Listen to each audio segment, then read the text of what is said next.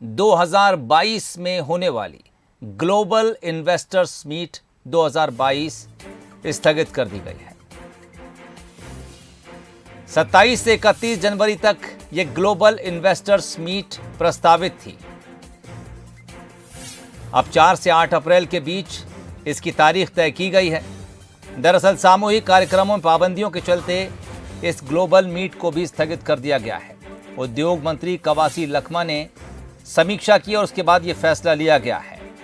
2022 के लिए छत्तीसगढ़ में जो कुछ इन्वेस्टमेंट लाना है और उसके लिए सरकार कोशिशें कर रही है, उसके लिए 27 से 31 जनवरी तक ये ग्लोबल इन्वेस्टर्स मीट प्रस्तावित थी। लेकिन छत्तीसगढ़ में कोरोना के हालात अब इस बात की इजाज़त नहीं दे रहे हैं कि इस तरह के बड़े इवेंट्स किए जाएं। सरकार ने फैसला ले लिया है।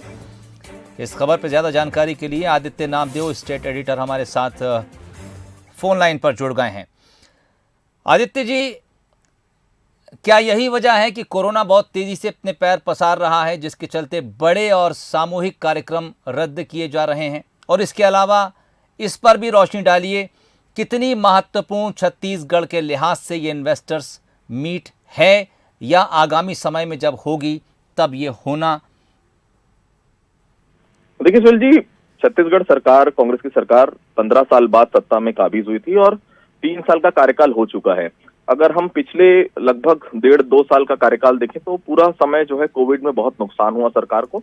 जो इन्वेस्टमेंट आना चाहिए था वो प्रॉपर तरीके से आ नहीं पाया। हालांकि बेरोजगारी दर में कमी आई है क्योंकि छत्तीसगढ़ ने सरकार ने ग्रामीण इलाकों में काफी कुछ ध्यान दिया, चाहे वो गोधन न्याय योजना हो, चाहे नरवा गरवा गुरवा बाड़ी जो सरकार का बहुप्रतीक्षित प्रोजेक्ट है उस पर काम करना हो।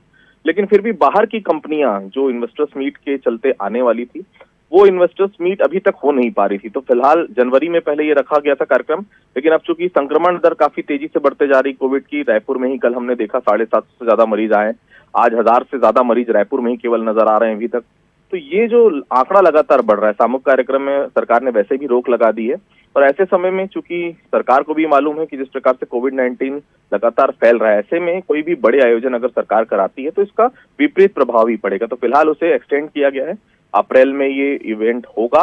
फिलहाल इसकी जानकारी अभी तक दी गई है, लेकिन हाँ, छत्तीसगढ़ के लिए बहुत आवश्यक था ये इवेंट हर हालत में, क्योंकि इसमें विदेश की कई कंपनियां पहले से आने के लिए तैयार थी, उन्होंने अपनी हामी भी भर दी थी। और अब चूंकि ये इवेंट करीब से कम 3 महीने पोस्टपोन सरकार अभी फिलहाल कर रही है।